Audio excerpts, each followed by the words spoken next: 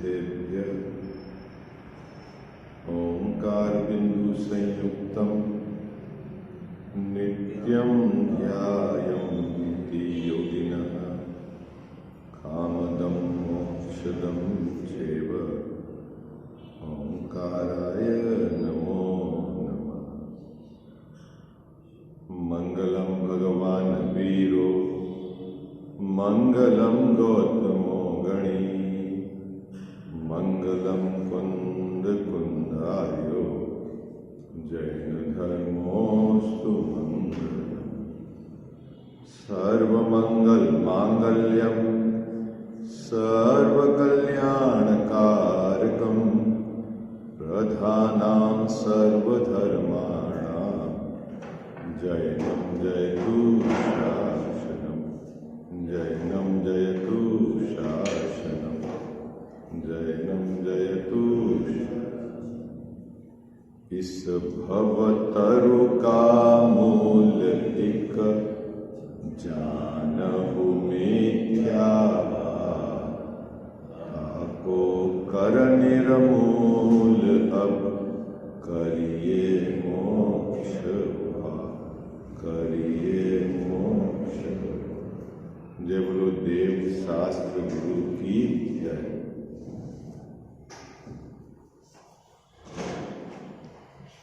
सातवां अधिकार मोक्ष मार्ग प्रकाशक ग्रंथ विराजमान है। जैन मिथ्या दृष्टियों का प्रकरण इस अधिकार में लिया है। व्यवहाराभासी मिथ्या दृष्टि उसके साथ तत्व की भूल किस प्रकार रहती है उसकी यहाँ पर चर्चा है। जो अपना अभी क्रम चल रहा है उसके अंतर्गत आश्रव तत्व की भूल इस पर विचार किया जा रहा है। जैन मिथ्या दृष्टि अने कौन जो जीव जैन है और जिन आज्ञा को मानता है, सच्चे देव शास्त्र गुरु को भजता है और उनके द्वारा रचित शास्त्रों का अभ्यास करता है, अन्यत्र कुदेव कुगुरु और कुधर्म का सेवन नहीं करता, बाहर में सट आवश्यक का पालन करता है, यथा योग्य दान देता है, तीर्थ यात्रा करता है, ऐसे जीव के मिथ्यात्व किस प्रकार रहता है उसकी यहाँ चर्चा है। आश्रव तत्व के संबंधी उसको भूल किस प्रकार बनी रहती है उसकी यहाँ चर्चा है। जो मूल बात यहाँ पर टोडरमल जी साहब ने ली है वो यह है कि वह पुण्य आश्रव को उपादेय मानता है। क्या मूल बात क्या ली है टोडरमल जी साहब ने? जैन मिथ्या दृष्टि पुण्य भाव को उपादेय मानता है, पुण्य भाव से धर्म मानता है और पुण्य भाव करने योग्य मानता है। क्या बात पकड़ रही है आपको? पुण्य भाव होवे वह इतनी बड़ी समस्या नहीं और वह नहीं मिथ्यात्व का कारण है। क्या परिणति में पुण्य परिणाम का होना वह मिथ्यात्व का कारण नहीं है, बल्कि पुण्य भाव में धर्म मानना वह मिथ्यात्व का कारण है। पुण्य भाव को अपना कर्तव्य मानना वह मिथ्यात्व का कारण। बात पकड़ में आ रही है आपको? है ना? समझ में आ रही है ना आपको? और वह जो जैन मिथ्या दृष्टि, व्यवहाराभासी मिथ्या दृष्टि, उसकी क्या कमी रह गई कि उसने पुण्याश्रव को उपादेय माना। फिर टोडरमल जी साहब ने यहाँ ये बात समझाई क्यों पुण्य के कारण बंद होता है। जब उस परिणाम में अन्य जीव को बचाने का भाव है, अन्य जीव की सहायता करने का भाव है, ऐसा भाव होने पर भी उस भाव के कारण बंद क्यों होता है, इस बात को समझाया है। क्या दूसरे पैराग्राफ में क्या समझाया है? जिन भाव में 6 काय के जीवों को बचाने का परिणाम है, जिन भाव में अन्य जीवों की सहायता करने का भाव है, उसके बावजूद भी उन भावों से बंध होता है। यदि श्रद्धा की विपरीतता है तो मिथ्यात्व का बंध है, और चारित्र की विपरीतता है तो उसका बंध है। लेकिन बंध क्यों होता है तो उसका यहाँ टोडरमल साहब ने स्पष्टीकरण दिया। ठीक है, अब जो अपन ने कल एक सुंदर बात पढ़ी थी, जो विचार करी थी कि तो फिर जीव स्वच्छंद हो जाएगा। जब आप कह रहे हो कि पाप और पुण्य दोनों भाव बंद हैं और दोनों क्या है, हेय है, छोड़ने योग्य है, ऐसा यदि आप कह रहे हो तो जीव क्या हो जाएगा, स्वच्छंद हो जाएगा। वो तो पाप में भी निर्भय होकर प्रवृत्ति करेगा। तो टोडरमल साहब ने यहाँ जो सुंदर पैराग्राफ लिखा है, कल अपन ने उसको अंत में पढ़ा था, है ना, उस पर थोड़ा विचार किया था। पुनः अपन उस पैराग्राफ को पढ़कर फिर आगे के विषय पर अपन विचार करेंगे। पेज नंबर 239 है, पैराग्राफ नंबर 4 है ना, 239 पेज है और पैराग्राफ नंबर 4 है। क्या? सो ऐसी दशा न हो। कैसी दशा न हो? कैसी दशा? ज्ञाता दृष्टा रूप जीव जब तक न रह पाए, है ना, ऊपर लिख के आया ना, जहां वीतराग होकर ज्ञाता दृष्टा रूप प्रवर्ते। मिल गई पंक्ति आपको? जहां वीतराग रूप होकर ज्ञाता दृष्टा रूप प्रवर्ते, जब तक ऐसी दशा न हो, किसकी? जीव की, या समझो मेरी, तब तक क्या करना है? तब तक प्रशस्त राग रूप प्रवर्तन करो। क्या कह रहे हैं? प्रशस्त राग रूप मतलब शुभ राग रूप प्रवर्तन करो। ये जो भाषा है ना, ये भाषा आज्ञा की है। क्या है? आज्ञा दी है, करो। क्या कहा टेकचंद जी बाबा जी? करो। करो मतलब ये आज्ञा सूचक वाक्य हो गया ना, वहां जाओ। ऐसा यदि कोई कहता है तो इसका मतलब है कि अभी आपको अब ज्यादा नहीं सोचना है। क्या? ये जब भी आज्ञा की भाषा आती है ना कि पिताजी बेटे से चर्चा कर रहे हैं, भाई ये करो, तो ये करो मतलब अब आज्ञा हो गई है, अब आपको ज्यादा। तो वो क्या कह रहे हैं कि जब तक यदि आप ज्ञाता दृष्टा रूप प्रवर्तन नहीं कर पा रहे हो, वीतराग भाव रूप आप नहीं रह पा रहे हो, तब तक क्या करना है कि आपको शुभ राग रूप प्रवर्तन करना है। 6 काय के जीवों के प्रति आपके जो रक्षा का भाव है, जिनेंद्र भगवान की पूजा का भाव है, भक्ति का भाव है, तीर्थ यात्रा का भाव है, उनकी प्रभावना का भाव है, उस राग रूप प्रवर्तन करो। कब? जब ज्ञाता दृष्टा रूप वीतराग रूप न रह पाओ तो कंडीशन समझ में आ गई ना पंक्ति में? क्या कंडीशन क्या है? न रह पाओ तो पाप रूप प्रवर्तन करो, वो तो गड़बड़ हो जाएगा। यद्यपि पाप में भी बंद है और पुण्य में भी बंद है, लेकिन किस में प्रवर्तन करने के कह रहे हैं टोडरमल साहब? प्रशस्त राग रूप प्रवर्तन करो। क्या बात पकड़ में आ गई आपको? बंद तो इसमें है, ऐसा नहीं कह रहे हैं कि प्रशस्त राग रूप प्रवर्तन करोगे तो आपको बंद नहीं होगा, ये नहीं कह रहे हैं, लेकिन करो। क्यों करो? कि अब आप जब ज्ञाता दृष्टा रूप नहीं रह पा रहे हो तो अब आपके पास ऑप्शन क्या है? क्या? आप साक्षी नहीं रह पा रहे हो, आप वितराग भाव रूप परिणमित नहीं हो पा रहे हो, तो अब आपके पास ऑप्शन क्या है? या तो पाप रूप प्रवर्तन करोगे या आप प्रशस्त राग रूप पुण्य रूप प्रवर्तन करोगे। उन दोनों में यहां आपको आज्ञा दी है। क्या आज्ञा दी है? कि आपको प्रशस्त राग रूप प्रवर्तन करना है। किसने आज्ञा दी है? टोडरमल साहब ने कहा। पंक्ति का अर्थ समझ में आ गया आपको? क्या इसमें बराबर समझना, कंडीशन है, कंडीशन है। क्या कंडीशन है प्रशस्त राग रूप प्रवर्तन करने की? बोलो भाई, जल्दी बोलो। कंडीशन क्या है? जब तक वीतराग भाव रूप आप न प्रवर्तन कर पा रहे हो, उस कंडीशन में। क्या? फिर से पढ़ता हूं, देखो। सो ऐसी दशा न हो। कैसी दशा न हो? ऊपर लिखा हुआ है, वीतराग होकर ज्ञाता दृष्टा रूप न प्रवर्त पाए, है ना। जब वैसी दशा हो तो वही करना है।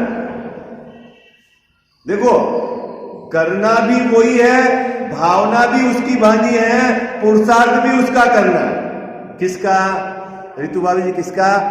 वीतराग रूप प्रवर्तन का। भावना किसकी बानी है? वीतराग रूप प्रवर्तन की भावना बानी है। उपादेय कौन है? हाँ, जो अपना स्वभाव है ना, जिसके आश्रय से वीतराग दशा प्रकट होती, वह उपादेय है। ठीक है, लेकिन रह नहीं पाओ, कंडीशन क्या है? रह नहीं पाओ। उस परिस्थिति में क्या करना दादी जी? उस परिस्थिति में प्रशस्त रूप राग रूप प्रवर्तन करो। करो मतलब पाप रूप प्रवर्तन मत करो। कोई जीव ये समझ ले कि पुण्य में भी बंद है और पाप में भी बंद है। जब दोनों में भी बंद है तो भले पुण्य करो या पाप करो, क्या फर्क पड़ता है? तो यहां टोडर मल जी साहब ने ये आज्ञा नहीं दी है। क्या आज्ञा दी है? क्या आज्ञा दी है? कि प्रशस्त राग रूप प्रवर्तन करो। करो है ना, आज्ञा, आज्ञा सूचक वाक्य है। कब करो माता जी? कब करो? हाँ, जब तक वीतराग होकर प्रवर्तन न हो। ऐसा कहकर मतलब आपके भावना में तो वीतराग रूप प्रवर्तन करना चलना चाहिए। आई बात समझ में? आप अपना कर्तव्य वीतराग रूप प्रवर्तन को मानो, ये है। राग रूप प्रवर्तन मेरा कर्तव्य नहीं है।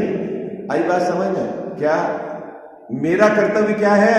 वीतराग रूप प्रवर्तन करना, ये मेरा कर्तव्य है। राग रूप प्रवर्तन करना मेरा कर्तव्य नहीं है। लेकिन जब मैं वीतराग रूप प्रवर्तन नहीं कर पा रहा हूं, तब उस परिस्थिति में प्रशस्त राग रूप प्रवर्तन करो।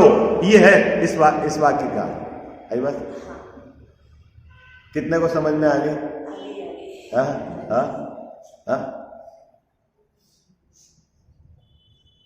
परंतु, है ना, फिर वो शब्द है परंतु। इसका मतलब है अभी आपको गहराई से विचार करना है। बहुत मतलब यहां पर बहुत जने गच्चा खा जाते हैं। क्या? परंतु क्या?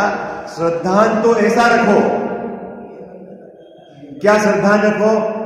प्रतीति क्या रखो?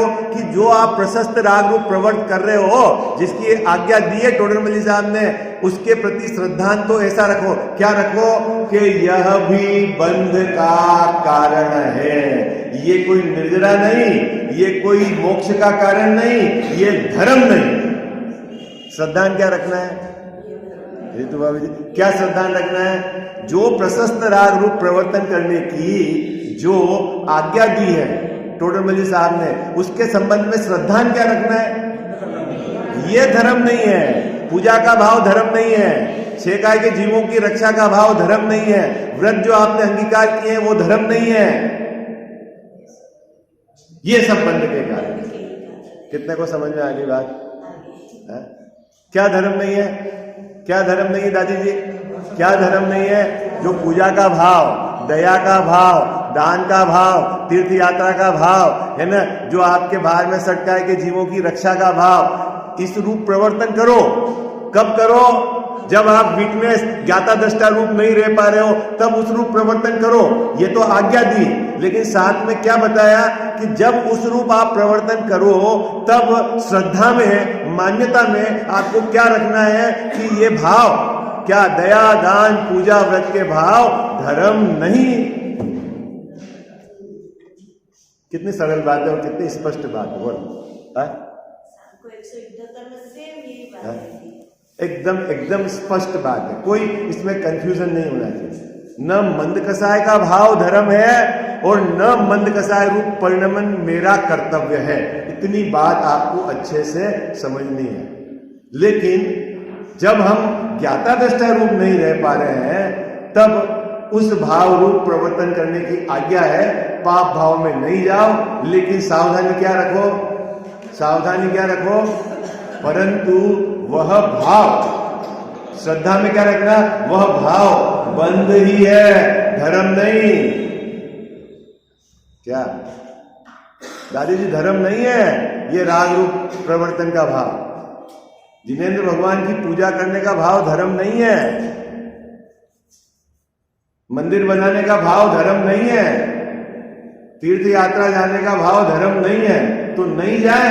अरे उसकी तो आज्ञा दे रहे हैं, उसकी तो आज्ञा दे रहे, करो। तो कब करें? हमेशा करें। वो चक्कर में, हमेशा के चक्कर में मत रहना, वो तेरा कर्तव्य नहीं है, कंडीशन है। कब करो? जब ज्ञाता दृष्टा नहीं रह पाओ। आई बात समझ? कंडीशन क्या है? इसका मतलब है तेरा विजन, तेरा जोर तो ज्ञाता दृष्टा स्वभाव रूप रहने में ही होना चाहिए, भावना भी उसकी भानी।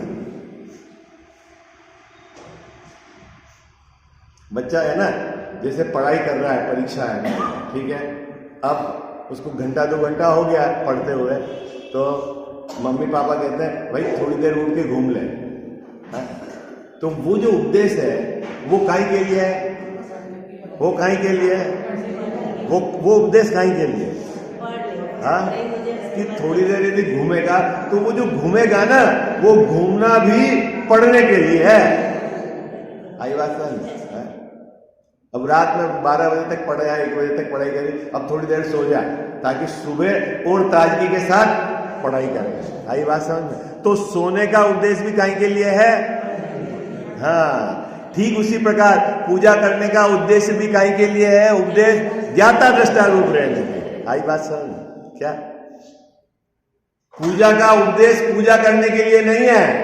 हाँ, ये है बात। क्या? परंतु श्रद्धान तो ऐसा रखो कि यह भी बंध का कारण है। क्या चीज बंध का कारण है? प्रशस्त राग, वह भी बंध का कारण है, जिसके लिए पहली पंक्ति में करो ऐसी आज्ञा दी थी, लेकिन श्रद्धान क्या रखना है? वह बंध का कारण है। यदि श्रद्धान में, कनक भाई बहुत महत्वपूर्ण बात कही टोडरमल जी साहब ने, यदि श्रद्धान में, किसके श्रद्धान में? हमारे श्रद्धान में, हमारी मान्यता में, हमारी प्रतीति में, हमारे को इस प्रकार का विश्वास है कि हम पूजा कर रहे हैं, दान दे रहे हैं, स्वाध्याय कर रहे हैं, तो ये धर्म है, तो समझ लेना वह मिथ्यात्व के पाले में खड़ा है। इतनी बात है? ये कोई बड़ा काम नहीं हो रहा है। आई बात समझ में? है ये कोई करने योग्य काम नहीं हो रहा है। हम जो भी आपको प्रवचन कर रहे हैं, तो ये कोई बहुत बड़ा काम नहीं है, ये पुण्य बंद हो रहा है, उसमें क्या दम है? हाँ, कनक भाई क्या बात पकड़ में आ रही है आपको? देखो क्या कह रहे हैं, श्रद्धान में इसे मोक्ष मार्ग जाने, किसे? उस प्रशस्त राग को यदि श्रद्धान में वह जीव मोक्ष मार्ग मानता है, तो मिथ्या दृष्टि ही होता है, फिर वो मिथ्या दृष्टि है ना। यदि ये जो हमारे कुछ प्रवचन ने आपको समझाने का भाव आ रहा है, इसको मैंने धर्म मान रखा है, तो समझ लेना मिथ्यात्व के पाले में। पूजा के भाव को मैंने धर्म मान रखा है, तो क्या समझ लेना? मिथ्यात्व के पाले। इतनी बात सरल है, समझ में आ गई आपको? कल आपने सुना होगा ना प्रवचन दादा का, कितने लोगों ने सुना? हाँ, बस 1-2 लोगों ने सुना। लाइव इतनी अच्छी व्यवस्था है, डिजिटल व्यवस्था है, आपको घर बैठे आपके मोबाइल पर पूरे कार्यक्रम दिख रहे हैं, फिर क्या चाहिए? उन्होंने 2 बातें बहुत सुंदर कही। जो प्रतिमा वहाँ पंचकल्याणक में आई है ना, एक विधि पूर्वक उसमें भगवान की स्थापना हो जाएगी। आज तो भगवान बन गए, सिद्धालय चले गए, मोक्ष कल्याणक हो गया, और फिर वो प्रतिमा भगवान बन जाएगी। अब वो पाषाण धातु नहीं, वो क्या है? भगवान। और उन भगवान की ऋषभ जी भाई साहब, यदि आप पूजा करते हो, उनका गुणानुवादन करते हो, तो आपको प्रशस्त पुण्य बंधेगा। 2 प्रकार के भगवान हो गए, एक तो नीचे शांतिनाथ भगवान, और एक देह देवल में विराजमान यहाँ भगवान। 2 भगवान हो गए ना। कौन से 2 भगवान हो गए? एक तो नीचे है शांतिनाथ कुंतुनाथ हरनाथ भगवान, नीचे पार्श्वनाथ भगवान है ना, और ऊपर शांतिनाथ कुंतुनाथ हरनाथ भगवान है। एक तो वो भगवान, उन पर दृष्टि रखोगे, उनके गुणों का अनुवादन करोगे, उनकी पूजा करोगे, उनके प्रति भक्ति का भाव है, तो उससे प्रशस्त पुण्य बंधेगा। लेकिन कर्म नहीं कटेंगे, बंधेंगे। क्या उनसे क्या होगा?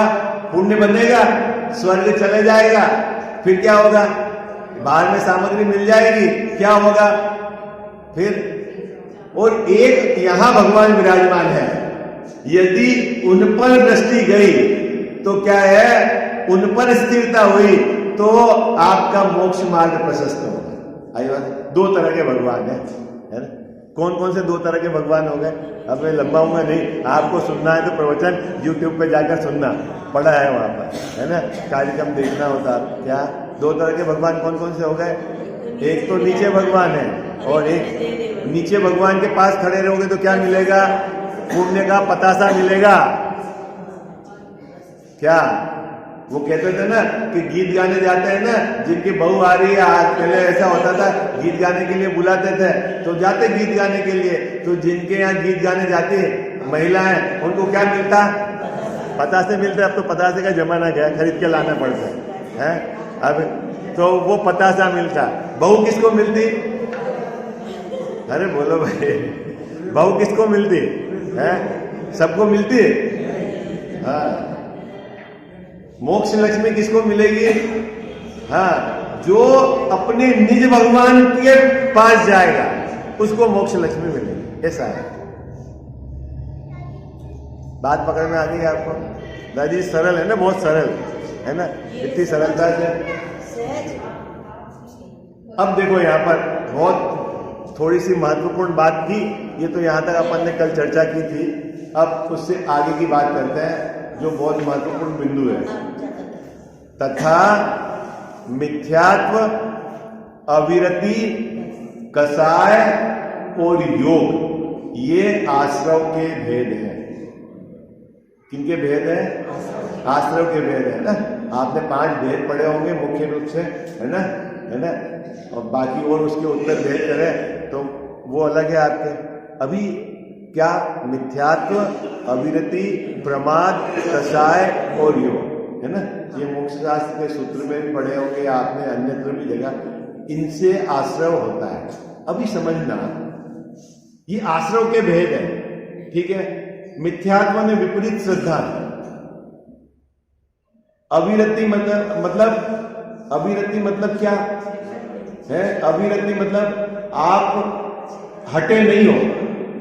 कहां से नहीं हटे हो? अब आपसे मैं प्रश्न करूंगा, यहां टोडरमल साहब ने जो समाधान दिया है, प्रमाद किसको कहना, योग किसको कहना, कसाय किसको कहना? इस जीव ने उसकी जो परिभाषा, और उसमें भी जब बाहर रूप से विशेष उन जिन परिभाषा को परिभाषित किया है, वह उसी को धर्म मानता है, वहीं से हटने को मानता है कि मैं अविरति से हट गया, मैं प्रमाद। लेकिन असली क्या है वो टोडरमल साहब यहाँ बता रहे हैं, क्योंकि ये जैन मिथ्या दृष्टि का प्रकरण चल रहा है। किसका प्रकरण चल रहा है? जैन मिथ्या दृष्टि का प्रकरण। देखो अब मैं पढ़ता हूं, ये पैराग्राफ तो अपन ने कल पढ़ लिया था। मिथ्यात्व, अविरति, कषाय और योग, ये आश्रव के भेद है। किनके भेद है? आश्रव के। उन्हें बाह्य रूप तो मानता है। कितनी सुंदर बात लिखी टोडरमल साहब। क्या बाह्य रूप मानता है? मतलब मुंह से कहता है, लेकिन अंतरंग में इन भावों की जाति को नहीं पहचानता। गजब की बात है। क्या टेक्चर जी बाबू जी, मुंह से तो बोलता है क्या है कि पुण्य है, लेकिन अंदर में वो जो पुण्य भाव, वो मेरा स्वभाव नहीं है। अंदर के भाव में उस जाति को नहीं पहचाने। कितनी सुंदर बात कही जी भाई साहब, है। मुंह से तो बोलता है दया, दान, पूजा, व्रत, ये सब भाव क्या है? आश्रव है, बंद है, लेकिन अंदर में उन भावों को क्या करता है? अपने से भिन्न ऐसा नहीं पहचानते हो आप? बोलो, अपने शुभ अशुभ भावों को स्वभाव से भिन्न जानते हो आप? बोलो भाई, जल्दी बोलो। हाँ? है? असली पुरुषार्थ क्या है धर्म का? धर्म किसको कहना? हाँ? अब इन चारों आश्रम के भेद को मूल बात क्या है और मिथ्या दृष्टि, जैन मिथ्या दृष्टि क्या समझता है, यहां टोडरमल साहब ने उसको स्पष्ट किया। क्या? इन चारों प्रकार के आश्रम, 4 हो 5, ऊपर तो 4 नाम लिए हैं, नीचे प्रमाद को भी लिया है, तो 5 समझ लेना। ठीक है, जो मूल भेद आपने पढ़े हैं उन्हीं की अभी यहां चर्चा है। देखो, वहां अन्य देवादिक के सेवन रूप ग्रहित मिथ्यात्व को मिथ्यात्व जानता है। गजब, देखो क्या जैन मिथ्या दृष्टि क्या जानता है बाबूजी? कि सच्चे देव सास गुरु इन्हीं को पूजूंगा, बाकी अन्य को मैं पूजूंगा तो ग्रहित मिथ्यात्व हो जाएगा, इतना जानता है वो। ऋषभ जी सब क्या जानता है? जैन मिथ्या दृष्टि असली देव तो यही है। कौन? जो है ना अपने तीर्थंकर भगवान, जो वीतरागी सर्वज्ञ, यही असली देव है। इनके अलावा सभी असली नहीं है, ऐसा वो जानता है और पहचान भी करता है कि जिनके साथ परिग्रह है, जिनके साथ स्त्री है, जिनके साथ आयुध है, हथियार है, जिनका रूप क्रोध रूप है, वो तो भगवान हो ही नहीं सकते। कौन जानता है इतनी बात? जैन मिथ्या दृष्टि। गजब। और इतना जानकर वह सच्चे देवसाज गुरु की शरण में ही आता है, अन्यत्र कहीं नहीं जाता, अन्यत्र कहीं सिर नहीं झुकाता। क्या? उसने बाह्य लक्षण से सच्चे देव और झूठे देव उसकी पहचान कर ली, और अंदर में क्या मानता है? अभी सुनना बात। अंदर में क्या मानता है कि मैंने सच्चे देव की पहचान कर ली, इसका मतलब है मेरा मिथ्यात्व चला गया। टोडरमल जी साहब कह रहे हैं कि भाई मिथ्यात्व भी 2 प्रकार का है, एक ग्रहित मिथ्यात्व और एक अग्रहित मिथ्यात्व। तूने सच्चे देव की पहचान करी है, वो तो ठीक है, वो ग्रहित मिथ्यात्व से तू बचा है, लेकिन अंदर में तेरे को अग्रहित मिथ्यात्व, अंदर में तेने सच्चे देव की पहचान करी कि नहीं करी? ऋतु बाबू जी कहां? अंदर कहां? बाहर तो तेने दृष्टि रखी है कि जिनके साथ स्त्री है, जिनके साथ आयुध है, जिनका रूप ऐसा है, वो सच्चे देव नहीं। और अंदर में जिनके पाप पुण्य के भाव यदि तूने देव के साथ मिला दिए हैं तो यहां गड़बड़ है, तो यहां मिलावट हो गई। आई बात समझ? क्या? कहां मिलावट हो गई? अंदर में मिलावट हो गई। क्या मिलावट हो गई?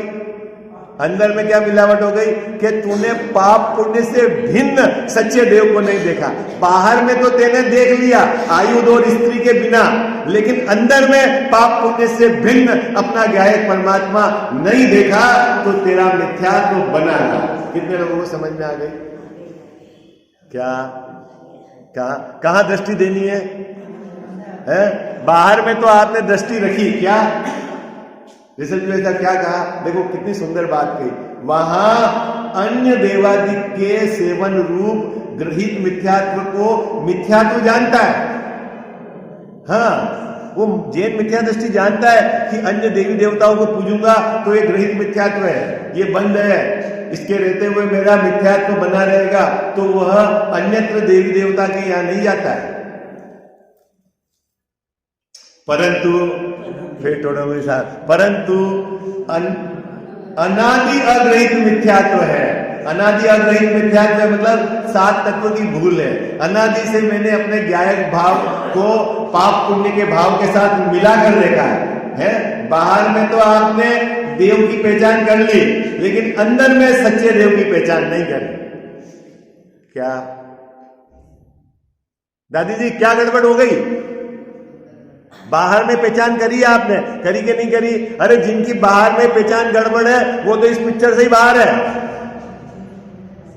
आई बात समझ? जो बाहर में ही रागी देवी देवताओं को पूजते हैं वो तो इस अधिकार का मिथ्या दृष्टि है ही नहीं, वो तो चला गया 6ठे अधिकार में, 5वें अधिकार में। ये सातवां अधिकार चल रहा है। इस सातवें अधिकार का मिथ्या दृष्टि बाहर में सच्चे देवसाज गुरु को ही भजता है, अन्य देवी देवताओं को नहीं पूजता है, और बाहर में लक्षण भी जानता है कि कौन से देव सच्चे हैं, जो वीतरागी हैं, जो सर्वज्ञ हैं, जिनके साथ स्त्री नहीं, जिनके साथ आयुध नहीं, जिनके रूप रौद्र रूप नहीं, जिनकी मुद्रा वीतरागी है, वही सच्चे देव है, ऐसा वह जानता है और वो उन्हीं के पास जाता है।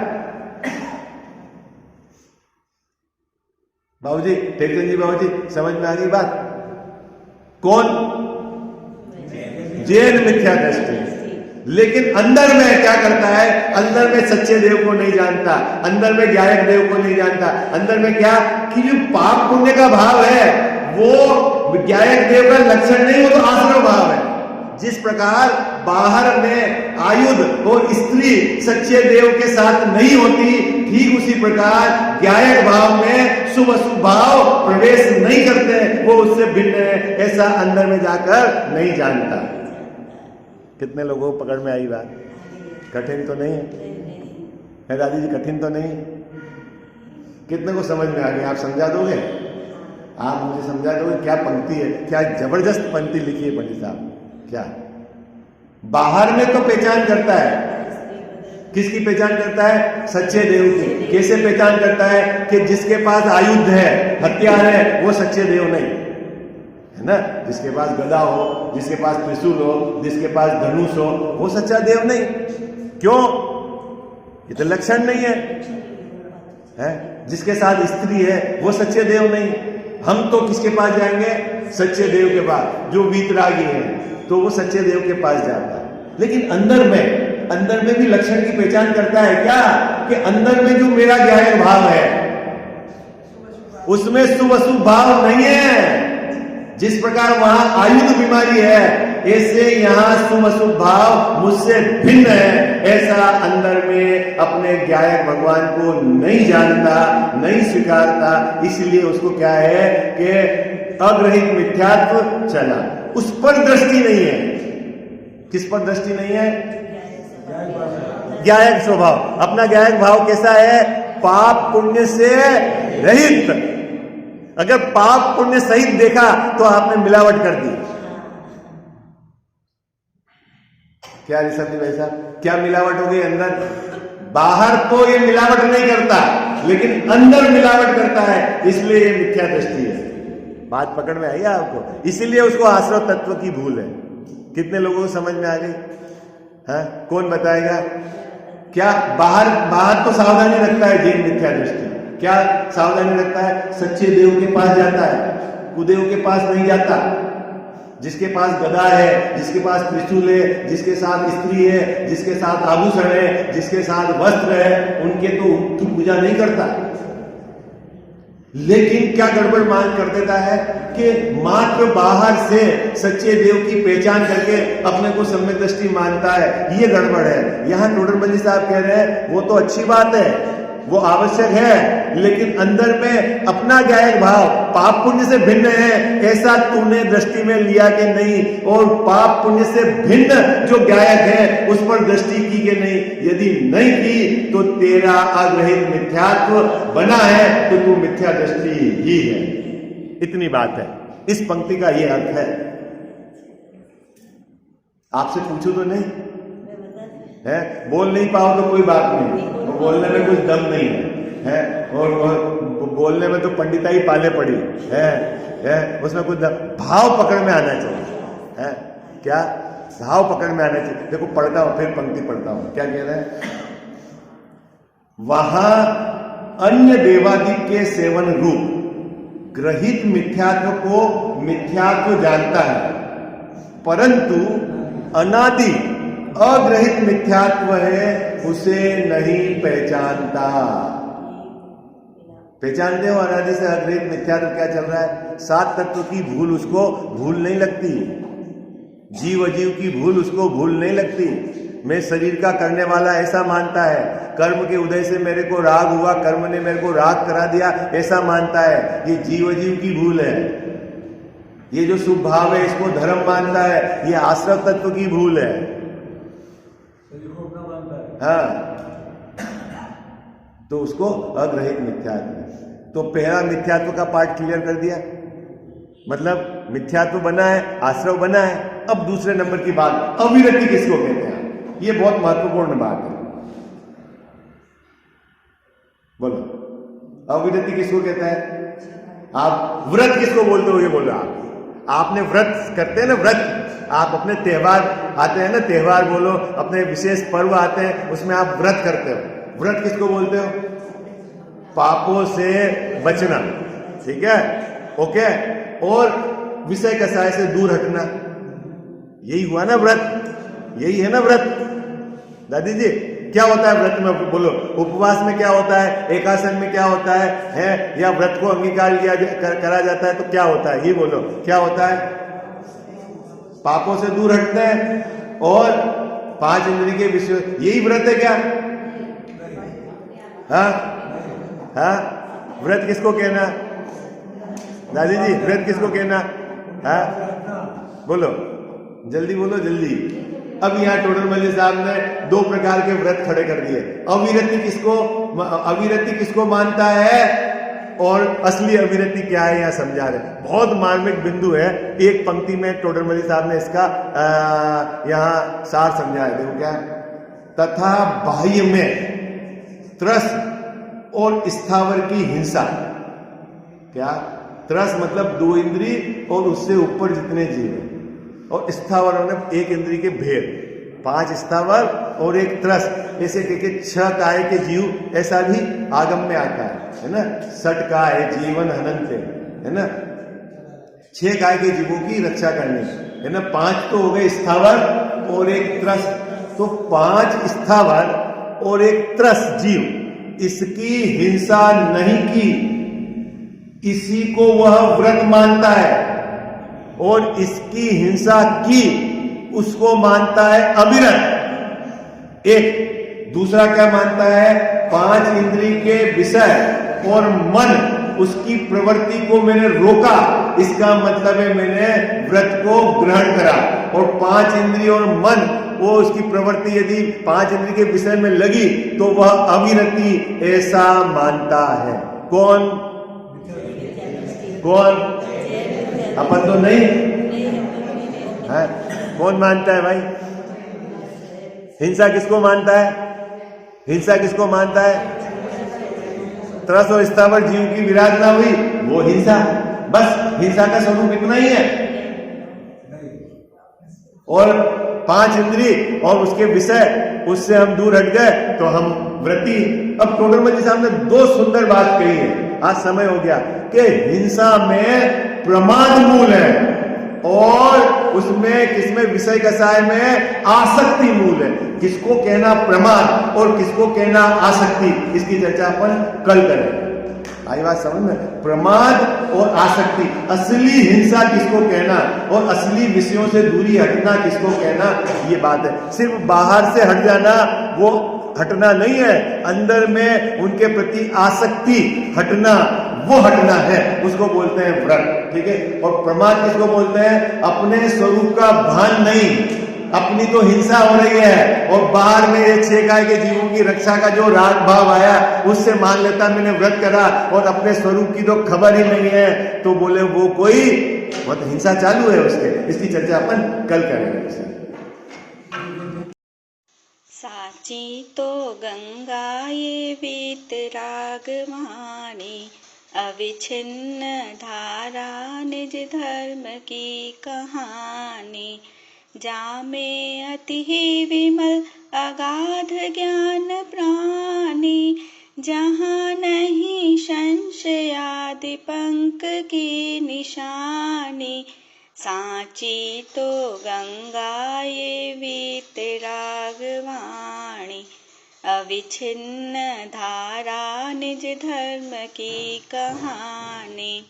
सप्तभंग जहाँ तरंग उछलत सुखदानी, संत चित मृणाल वृंद रमे नित्य ज्ञानी। साची तो गंगा यह वीतराग वाणी, अविच्छिन्न धारा निज धर्म की कहानी। जाके अवगाहन ते शुद्ध होए प्राणी। भाग चंद निहचे घट माहिया प्रमाणी। साची तो गंगा ये वीतरागवाणी। अविछिन्न धारा निज धर्म की कहानी। जावाणी के ज्ञान ते सूझे लोकालोक। सोवाणी मस्तक चढ़ो सदा देत हूँ धोख।